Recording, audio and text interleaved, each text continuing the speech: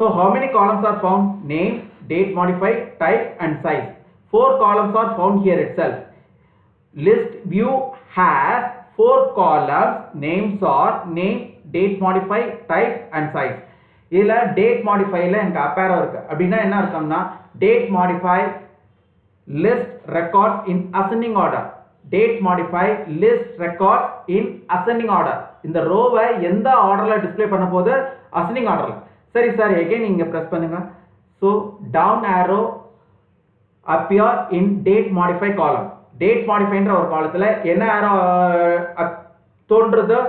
down arrow. So this indicate date modify display rows in descending order. அதாவது எனக்கு date modify rows எந்த ஆர்டர்ல display பண்ண போதா? descending order. அதாவது Z to A. இதே இது நான் date modify again click பண்றேன். Date modify column has up arrow. So date modify column display rows in ascending order. A to Z ல எனக்கு டிஸ்ப்ளே ஆக போகுது அப்படின்றாங்க. இதுல பாருங்க, நம்ம இன்னைக்கு கிரியேட் பண்ண ஃபைல்ஸ் இங்க பாருங்க 22 22 22. So these are old most files. So நான் இப்ப சரி நான் இப்ப இது எல்லாமே செலக்ட் பண்ணனும். எப்போ இந்த ரீசன்ட்டா நான் கிரியேட் பண்ணிருக்க ஃபைல்ஸ் மட்டும் செலக்ட் பண்ணனும். So நான் வந்து எனக்கு என்ன பண்ணிருக்கேன், நான் ரீசன்ட்டா கிரியேட் பண்ணிருக்க ஃபர்ஸ்ட் ஃபைலை மட்டும் செலக்ட் பண்றேன். அப்போ எனக்கு லாஸ்ட் ஃபைல் வரைக்கும் எனக்கு செலக்ட் ஆகணும்னா ஷிஃப்ட் கண்ட்ரோல் எண்ட் அவ்வளவுதாங்க. அதாவது நான் ஏதாவது ஒரு ஃபைல் செலக்ட் பண்ணிக்குவேன். நான் செலக்ட் பண்ண ஃபைல்ல இருந்து எண்ட் ஆஃப் ஃபைல் வரைக்கும் செலக்ட் ஆகணும் அப்படின்னீங்கன்னா ஃபர்ஸ்ட் ஷிஃப்ட்ல கை வச்சுக்கோங்க. அதுக்கப்புறம் control end. Now I select up to end of data, end of file, end of folder. அப்போ இதுக்கு என்ன யூஸ் ஆகுது?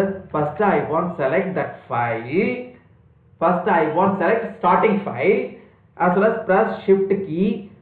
Next I press control end key. Now I selected files from mention data onwards. நான் mention file onwards. எந்த ஃபைல்ல இருந்து நான் mention பண்ணிருக்கனோ அதுல இருந்து நான் end of files வரைக்கும் நான் செலக்ட் பண்ணிட்டேன்.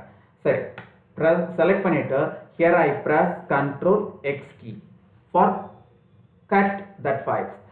Since I want shift these files from already exist cool folder into new cool folder. அதாவது ஏற்கனவே கூல் அப்படிங்கிற இருக்கிற ஃபோல்டர்ல இருந்து நான் ட்ரிங்க்ஸ்ங்கிற ஒரு கூல் ஃபோல்டருக்குள்ளார நான் கொண்டு போறேன். ஏன்னா இந்த கூல் எதுக்குள்ளார இருக்கு? drinks.xல இருக்கு. Now I am entering into D drive. Okay, again I am entering into drinks folder. Here not found cool folder. இந்த இடத்துல என்ன ஃபோல்டர் கிடையாதுனா கூல்ங்கிற ஒரு ஃபோல்டர் கிடையாது. அப்ப கூல் ஃபோல்டர் கிரியேட் பண்ணனும்னா என்ன sir shortcut key? control shift n, create new folder. Okay, here I type cool அப்படினு type பண்ணிட்டேன். Here I press enter key.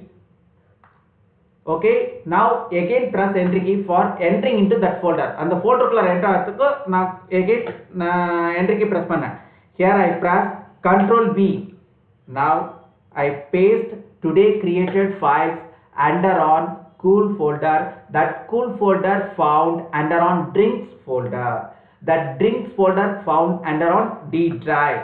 சரி சார், ஏற்கனவே அப்போ drinks xன்ற ஒரு drinks xன்ற ஒரு ஃபோல்டர் இருக்கு. அதுக்குள்ளார coolனு ஒரு drinks xங்கிற ஒரு ஃபோல்டர் இருக்குது. அதுக்குள்ளார coolனு ஒரு ஃபோல்டர் இருக்கு. அதுக்குள்ளார இப்போ என்னென்ன ஃபைல்ஸ் இருக்கு? almost files are found. என்னென்ன ஃபைல்ஸ் இருக்கு பாருங்க. 16th date create பண்ண files and then 17th date create பண்ண files only available in that folder.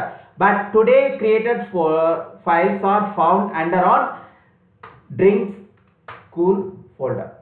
இன்னைக்கு கிரியேட் பண்ண ஃபைல்ஸ் எதுக்குள்ளார இருக்குதுன்னா drinks and cool ஃபோல்டர்ஸ்குள்ளார இருக்குது.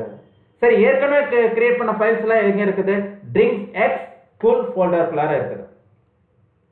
ஸோ நம்ம இப்போ வந்துட்டு ஒரு ஃபைல்ஸை எப்படி கிரியேட் பண்ணுறோம், ஒரு ஃபோல்டர் எப்படி கிரியேட் பண்ணுறோம், சப் ஃபோல்டர்ஸ் எப்படி கிரியேட் பண்ணுறோம், ஒரு இடத்துல இருந்து இன்னொரு இடத்துக்கு ஃபைல்ஸ் எப்படி மூவ் பண்ணுறோம், அதாவது ஒரு பாத்துல இருந்து இன்னொரு பாத்துக்கு ஃபைல்ஸ் எப்படி மூவ் பண்ணுறோம், இது எல்லாமே நமக்கு கிளியராக தெரியுது. ஸோ நம்மளுக்கு இன்னைக்கு கிளாஸில் இந்த டாபிக்ஸாக நம்ம வந்து பார்த்துருக்கோம். அதாவது ஃபைல் ஸ்டோரேஜ் டாபிக்ஸாக ஒரு ரீகேப் பண்ணியிருக்கோம். இதோட கண்டினியூஷன் நெக்ஸ்ட் கிளாஸில் போவோம். Thank you for watching this video.